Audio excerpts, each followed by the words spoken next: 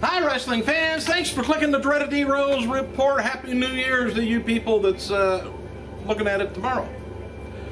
Hey, little update on Brock Lesnar. UFC President Dana White said on UFC 141 post-fight press conference in Vegas that he had no idea that Brock Lesnar was going to announce he was retiring if he lost. Dana also said Brock thought one of his ribs was broken after the hard body kick from Alistair Overeem. Reporter asked Dana if Brock was free to go to the other company, and referencing, Lesnar going to WWE, and Dana said that Lesnar is retiring from UFC under contract and will remain under contract unless he and Lesnar comes to terms with something.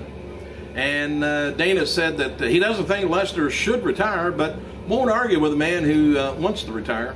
Another reporter asked White if Lesnar can wrestle again, and Dana says, we will have to figure that out. Overeem, by the way, defeated Lesnar in the first round of the UFC 141 main event. Also said he doesn't think Lesnar should retire. Lesnar had told his wife, former WWE star Sable, that he would retire now if he lost at UFC 141, and if he won at UFC 141, he would retire after his next fight. And Brock didn't attend the post-fight conference, though, press conference last night. He was receiving medical attention. And I tell you what, if I had Sable at home, you would catch me in the ring anyway. I'd be home with the door locked. And also, Brock, I watched the fight. It kind of looked like Brock came in, and he just had surgery, I think, back in May on the intestinal problems he's got, tendinitis. I forgot what it's called. Anyway, he didn't look like he really was into the fight that much. He never did the bull ramming charge that he always did, at the beginning of the fights. He kind of looked like, just give me the close to $500,000 and I'll go home. Me too. Give me $500,000, you can beat the crap out of me, both of you at the same time. Hey, happy birthday to former WWE and TNA wrestler Matt Cross, or M-Dog20, 31 years old. NXT Season 3 competitor Jamie Keys, 27 years old, and former WWE wrestler Ryan Sakata, 37. WWE did a little false title change finish to the Weekend SmackDown live event in Buffalo, New York. Primo and Epico were announced as the new tag team champion after Kofi Kingston was pinned, but his foot was on the ropes. Another referee came out and restarted the match and saw Airborne retain the titles. After the officials had been setting up Primo and Epico for a tag team run, and they're expected to get the belt soon, so be ready for that. Airborne, Air Boom versus Epico and Primo match was moved to this weekend's SmackDown tour to make up for Randy Orton's absence. Being pulled from this week's SmackDown Live event listing, Randy Orton still advertised for Monday's Raw Super Show by WWE and FedEx Forum in Memphis. Odd, isn't it? He may just show up there, may not wrestle. FedEx Forum is also advertising John Cena versus Kane in a Raw Challenge match, and Jerry Lawler taking on Michael Cole in a Memphis street fight for the Monday show. And this weekend's Raw is shaping up to be a big show, so they may get some big ratings out of this since they're announcing it ahead of time. Ziggler taking on WWE Champion CM Punk, and the return of Brodus Clay.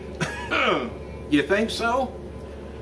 And the January 2, 2012 angle already confirmed. So we'll find out who they're talking about. WWE's website has a new Who Is feature. Former WWE diva Tori Wilson, since she's been all over the media this week, being linked to MLB star Alex Rodriguez. And Tori's name has been high on the search engines and trend charts this week after the news came out about her A-Rod. And I wonder if WWE might, for God's sakes, listen to this show. Odd that this week they never said hardly a thing about Twitter. That's just, I don't know. The developmental FCW star Seth Rollins apparently finished up his evaluation tour with the SmackDown brand on Friday's show in East Rutherford, New Jersey, defeating Tyson Kidd. Some fans who have witnessed the Rollins versus Kidd matches this week have given rave reviews and said, while a good portion of them have been, another good portion of them have been negative feedback. So what do? You get some people who like it, some don't. So now we have to judge for ourselves. After Rollins defeated Kidd in Buffalo on Thursday night, Cody Rhodes came out and attacked them both, laying out Rollins and with the crossroads. And Rollins then wrote the following on his Twitter Friday night, talking about the show. Drew McIntyre, by the way, now is a member of the SmackDown roster after returning to the last night's show. Teddy Long welcomed Drew back Friday and told him if he couldn't win that they were thinking about letting him go. McIntyre ended up losing to Ezekiel Jackson, which has got hair now. Odd, isn't it? Since being drafted to Raw in 2011's supplemental draft, McIntyre has lost his debut match to Kofi Kingston and has mostly competed on Superstars, since then. And at last weekend's SmackDown live event, McIntyre interrupted street fights between Wade Barrett and Sheamus, joining Barrett for a double team. And one of the things just terrible about Drew McIntyre is that opening entrance theme he's got is just awful, I think. Dusty Rhodes has got onto the Twitter about matches between his sons Goldust and Intercontinental Champion Cody Rhodes at WrestleMania 28. He wrote last night, okay, you all want to know about WrestleMania. Cody versus the Golden One. IC champ will make that call, not me, so I don't know.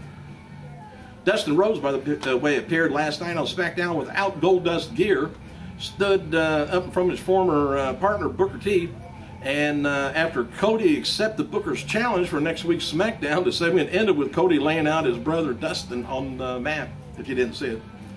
Goldust had been complaining about or campaigning for a career versus title match with his brother at WrestleMania 28 for a while. Last word WWE's regarding the match, they got it up in the open, so we'll see how it works out. You never know, it could end up even before that. WWE superstar Heath Slater, for you guys keeping track, has not won a match on WWE programming since July 28th on Superstars when he beat Trent Beretta. Slater, who was suspended, by the way, after failing a wellness test. Yeah, he was gone for a while. We didn't miss him, though, did we? That was back in October. Lost to Sheamus on this week's SmackDown and finished 2011 with an 18-match losing streak for WWE TV and pay-per-view events.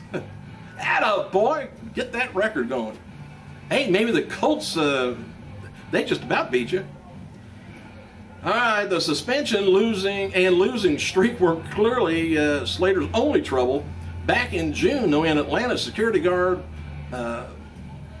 Corrine Oliver, I guess, filed a police report against him, said that he assaulted her in a hotel at WrestleMania 27 weekend. The news broke early in August. The police were investigating Slater for the allegations, but no charges were ever filed, and we haven't heard of the thing since. Isn't that awful? Things just disappear, except when it comes to me getting pulled over or whatever by the cops. Coming out of last night's WWE SmackDown, 2 titles matches were officially it's going to be the first matches for 2012. Daniel Bryan's going to be defending his world title against Big Show for the match that Teddy Long made for the first one of 2012, and Ziggler taking on Punk. So, also for the first SmackDown 2012, Cody is going to be defending the Intercontinental title against Booker T. Next week episode will be taped this coming Tuesday in Little Rock, Arkansas. Tamina, by the way, I guess she's going to be turning babyface now since she turned on her partner Natalya after they lost to the team Alicia Fox and Caitlyn on last night's SmackDown. After Natalya got pinned by Alicia, Tamina kicked her in the face and hit her with a Superfly Splash, finishing up her finishing up the match with her dad's Superfly body slam or power slam. That Tamina looked fantastic when she was coming out to when she was a face before coming out. She was stacked, nice suggestive clothing, and got my attention. All right, let's talk about a little bit of TNA. They're going to be working with Rock Can Roll, CAN, Rock Can Roll Hunger Relief Organization on their January 6th live event in Westbury, New York, at the NYCB Theater. Fans can bring non-perishable food items to the event and donate them. Biggest donor will win one of Don West's supersized brown bag specials full of TNA merchandise. And Don West has got a supersized bag, I guess. The final TNA wrestling episode 2011 scored a 1.15 cable rating, up from the episode before Christmas. This week's show averaged about, well, right at 1.5 million viewers. And TNA talent has been working with Mexico's AAA promotion for quite a while and received high marks for their attitudes. AAA especially high on Magnus because he's always comes in with a good attitude, and the women in Mexico love him. AAA officials are high on also Rob Terry, who because of the look that nobody else in Mexico has. AAA is also looking to bring in Jeff Jarrett back in May for an event to defend the AAA title against Messina. They also want to bring back Karen Jarrett back with Jeff, but we're told she can't do it because she just had foot surgery. Apparently she got it caught in between one of her teeth. AAA wanted Karen back with Jeff because they're strong and Karen gets good heat in Mexico. Regarding Randy Orton, by the way, a number of different ideas to handle his injury creatively, since at one point he was set to win the Royal Rumble in his hometown of St. Louis, and normally in your hometown they'll screw you around. Officials have discussed having Orton do a surprise return late in the Royal Rumble, winning it, and then taking time off to heal, getting into WrestleMania 28, and keeping him off of the Rumble and having him return around Elimination time to set up for the WrestleMania match has also been discussed. There's no WWE terms or WWE superstars names listed in Twitter's top topics for 2011. The latest Bring It Back campaign on WWE's website for old wrestling buddies plush toys to be brought back. Might be a good idea. Next generation, batter up. They'd like to have them. Thanks for clicking, you guys. Have a happy New Year. I gotta go.